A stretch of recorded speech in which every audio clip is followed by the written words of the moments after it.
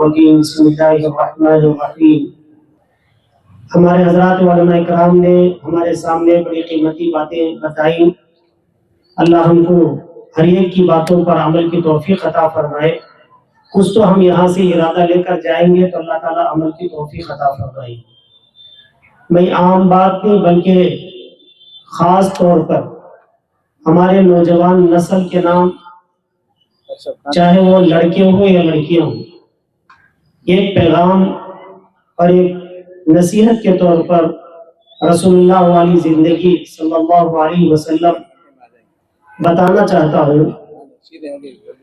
جیسے ہمارے حضرت نے فرمایا کہ رسول اللہ صلی اللہ علیہ وسلم کی سیرت ہم کو پڑھنی ہے، تو اس سیرت میں خاص طور پر نبی علیہ السلام کی زندگی 15 سال سے لے کر 40 سال کے درمیان والی زندگی آپ نے کیسے گزاری، جبکہ ابھی آپ کو نبوت سے مالا مال نہیں کیا تھا۔ نبوت سے مالا مال ہونے کے بعد کی زندگی تو مستقل طور پر الگ ہے، لیکن 15 سال کے بعد سے لے کر 40 سالہ درمیانی جو زندگی آپ کی گزری، اس کا اگر کچھ مطالعہ ہم کریں گے تو نبی نے اپنی زندگی میں ان ایام کو اور ان دنوں کو، ان مہینوں کو، ان سالوں کو کیسے گزارا۔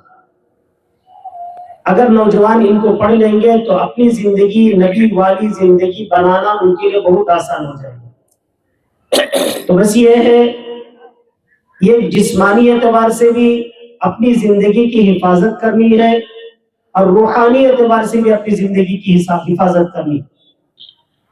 نوجوان لڑکے اور لڑکیاں دونوں بھی اس کو اچھی طرح سمجھیں۔ جسمانی اعتبار سے کیا اپنی زندگی کی حفاظت کریں؟ ہاں، جسمانی اعتبار سے جسم یہ ہماری نہیں ہے بلکہ اللہ کی دی ہوئی ایک نعمت ہے۔ ثم لتسألن يومئذ عن النعیم، کل قیامت کے دن اللہ کی دی ہوئی نعمتوں کے بارے میں اللہ تعالیٰ سوال کریں گے۔ جہاں رسول اللہ صلی اللہ علیہ وسلم نے فرمایا قیامت کے دن اللہ تعالیٰ کے عرش کے سائے کے علاوہ کوئی سایہ نہیں ہوگا۔ اس وقت میں 7 قسم کے لوگ ہوں گے جن کو اللہ کا عرش کا سایہ ملے گا۔ جو ایک شاب نشأ فی عبادت اللہ، جو جوان جوانی کے عالم میں اللہ کی بندگی، اللہ کی مرضی، نبی کے طریقے کے مطابق زندگی گزاری ہوگی تو وہ نوجوان کو اللہ تعالیٰ عرش کا سایہ عطا فرمائیں گے۔ اور نوجوان لڑکی نے بھی اس طرح زندگی گزاری ہوگی تو اس کے لیے بھی عرش کا سایہ اللہ تعالیٰ عطا فرمائیں گے۔ میں اس لیے کہہ رہا ہوں کہ نوجوان لڑکے ہو کہ لڑکیاں اپنی جسم کی حفاظت نہ کرنے کی وجہ سے، اللہ کی نعمت کو ضائع کرنے کی وجہ سے دنیا میں بھی نقصان اور آخرت میں بھی نقصان ہوگا۔ جسم کی حفاظت کیا ہے؟ جسم کی حفاظت کے لیے تو نبی علیہ السلام نے بہت ساری چیزیں بتائی، اور اس میں خاص طور پر کھانے پینے کو اپنا حلال بنایا جائے، پاکیزہ بنایا جائے، پاکیزہ کھانا استعمال کیا جائے، حلال کھانا استعمال کیا جائے، چاہے وہ کمائی کے راستے سے کیوں نہ ہو، کھانے کے طور پر کیوں نہ ہو، اور کھانے پینے کی چیزیں بالکل حلال، جس سے آپ کی جسم کا بھی فائدہ ہوگا، روح کا بھی فائدہ ہوگا۔ پیغمبروں کو خود اللہ نے فرمایا پاکیزہ چیزیں کھاؤ یا رسولوں۔ جب رسولوں کو پاکیزہ کھانے کا حکم اللہ کی طرف سے ہے تو ہمارے لیے بھی پاکیزہ کھانے کا حکم ہے، پاکیزہ پینے کا حکم ہے۔ پاک چیز کو استعمال کرے، پاک سے مراد حلال، طیب، پاک چیز کو حاصل کرے اور پاک چیز کو کھائے، حلال چیز کو حاصل کرے، حلال چیز کو کھائے، اور حلال چیز کو حاصل کرنے کا طریقہ بھی حلال ہو، اور یہ جسم کے لیے بھی فائدہ، روح کے لیے بھی فائدہ ہوگا۔ اور جن چیزوں کو حرام اللہ نے قرار دے دیا ہے ان سے اپنی زندگی کی حفاظت کرنی ہے، چاہے وہ کھانے پینے کے اعتبار سے ہو، رہن سہن کے اعتبار سے ہو، اور کمائی کے اعتبار سے ہو، حاصل کرنے کا طریقہ کیوں نہ ہو، استعمال کا طریقہ کیوں نہ ہو، تاکہ ان چیزوں سے اپنے آپ کو بچایا جائے، چاہے وہ مکروہ بھی کیوں نہ ہو، ان سے اپنے آپ کو بچائے۔ اب اس کے لیے شراب نوشی کا معاملہ، اور شراب کیوں حرام ہے، اس کے اندر نشہ ہے، اور جن جن چیزوں میں نشہ موجود ہے اور جن کے استعمال کرنے سے چاہے وہ سونگھنے کے اعتبار سے نشہ پیدا ہو سکتا ہو، کھانے کے اعتبار سے نشہ پیدا ہو سکتا ہو، انجیکشن کے راستے سے نشہ پیدا ہو سکتا ہو، پینے کے طریقے پر نشہ حاصل ہو سکتا ہو، اور بھی جتنے نئے طریقے جن لوگوں نے ایجاد کر دیے یا چیزوں کو تیار کر دیا ہے، ان چیزوں کو استعمال کر کے اپنے جسم کو برباد نہ کیا جائے۔ جسم اللہ کی نعمت ہے، جوانی اللہ کی نعمت ہے، اور جسم، نوجوان کا جسم، اس کی حفاظت کرنا نوجوان کے لیے لازم فرض ہے۔ ایسے ویسے چیزیں استعمال کر کے اور ایسے ویسی جگہ اپنی جسم کو استعمال کر کے یا جسم کے اعضاء کو استعمال کر کے اور نگاہوں کو استعمال کر کے اپنے جسم کو برباد کرے گا تو ایک ایک چیز کے بارے میں اللہ کو جواب دینا پڑے گا۔ اس لیے میرے نوجوانوں، آپ سے نوجوان لڑکیاں ہو کہ لڑکے ہو، جہاں اللہ تبارک و تعالیٰ نے فرمایا کہ اپنے نگاہوں کی حفاظت کرے، اپنی نگاہوں کی حفاظت فرمائے، وہیں پر اللہ نے فرمایا کہ اپنے شرمگاہوں کی بھی حفاظت کرے۔ نگاہوں کا لفظ لا کر پھر شرمگاہ کا لفظ کیوں لایا؟ کہا کہ نگاہ کا معاملہ یہ ابتدا ہے گندگی کے لیے، اور شرمگاہ یہ انتہا ہے۔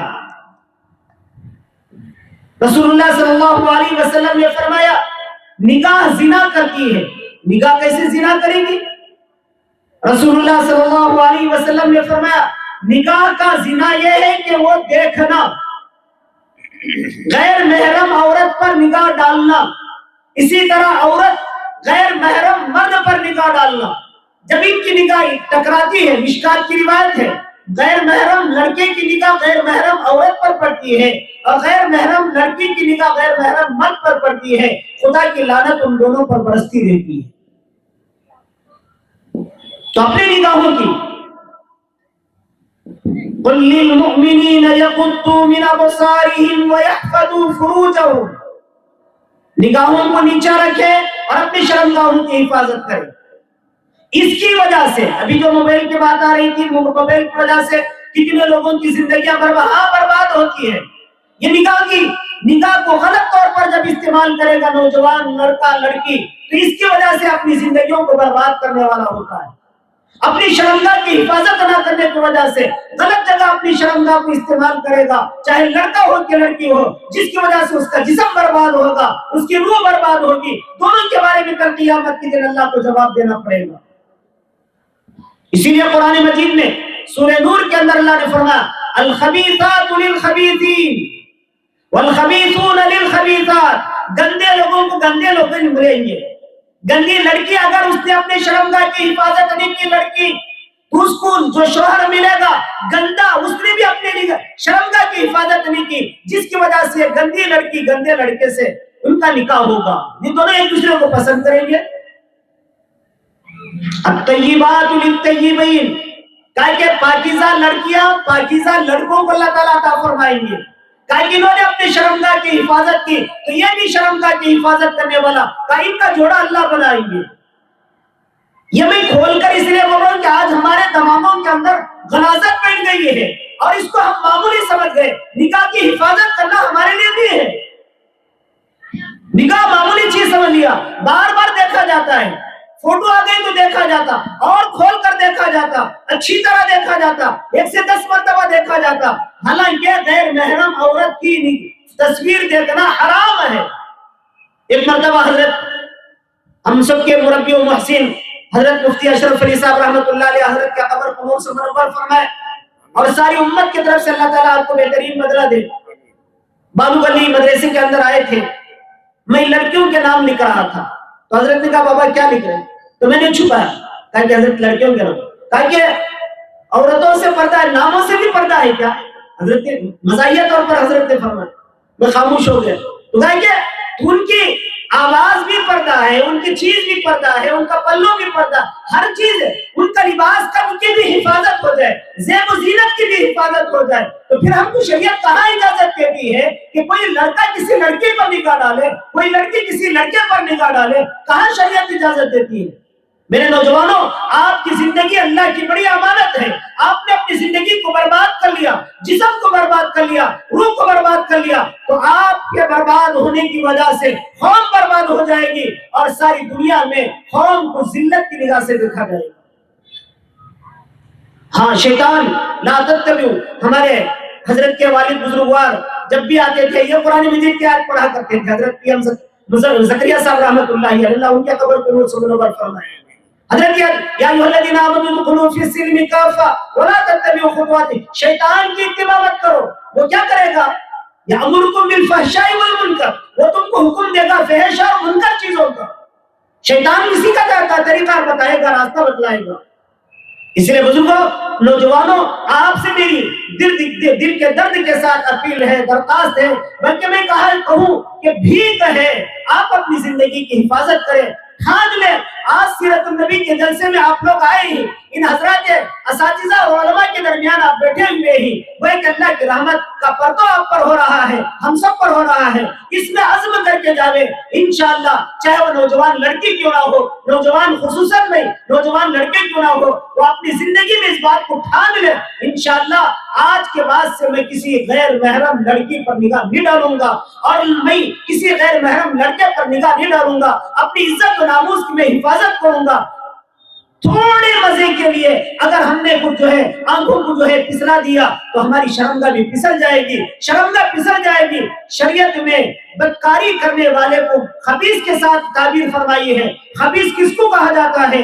رسول اللہ صلی اللہ علیہ وسلم نے بیت الخلاء جانے کے لیے جانے سے پہلے جو دعا بتلائی، اللہم انی اعوذ بک من الخبث والخبائث، اللہ خبیث ترین لوگوں کے شیاطین سے میری حفاظت فرما. کہا کہ جہاں بیت الخلاء کیا جاتا ہے اور واش روم جو ہوتا ہے اپنی ضرورت کو فارغ کرنے کے لیے، اس جگہ میں خبیث شیاطین ہوتی ہیں. وہ کیا کرتے ہیں خبیث شیاطین؟ کہا وہ لوگوں کے شرمگاہ سے کھیلتے ہیں.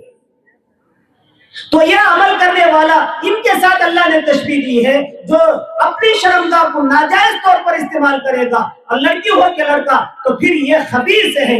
خبیث کے لیے شریعت مطہرہ نے دو طرح کی سزا، یہ شادی شدہ کے لیے سزا الگ ہے، بے شادی شدہ کے لیے سزا الگ ہے. بے شادی شدہ کے لیے کہا کہ 100 کوڑے مارے جائیں گے، اور شادی شدہ کے لیے سنسار کر دیا جائے گا، پتھروں سے مار مار کر ختم کر دیا جائے گا.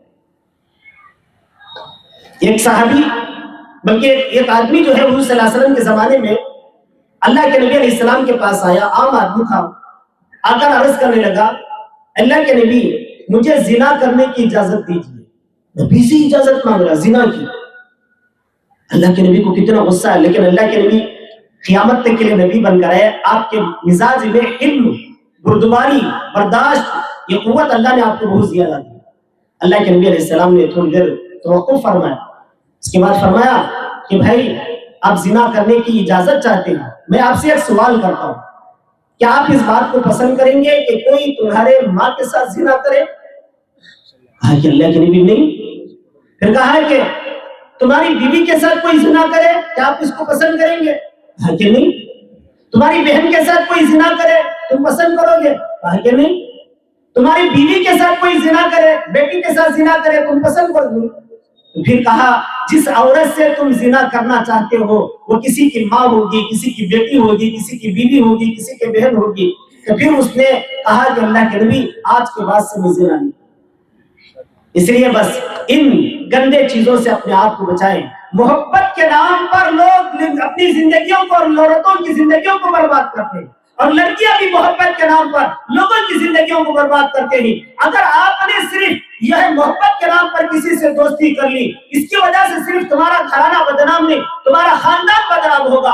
صرف تمہارا خاندان نہیں بلکہ امت مسلمہ برباد ہو جائے گی اور بدنام ہو جائے گی. اسی لیے بس یہی چیز میں آپ کے خدمت میں عرض کرتے ہوئے اور آپ سے بھیک مانگتا ہوں، خدا را اللہ سے سچی پکی توبہ کر کے اٹھیں اور یہ عزم لے کر اٹھیں. انشاءاللہ آج کے بعد سے ہم کسی سے محبت غلط طور پر نہیں کریں گے. ہاں، جیسے حضرت پیر ذوالفقار صاحب دامت برکاتہ نے کہا، محبت جو کی جائے گی آفٹر میرج کی جائے گی. بیفور میرج محبت نہیں ہے.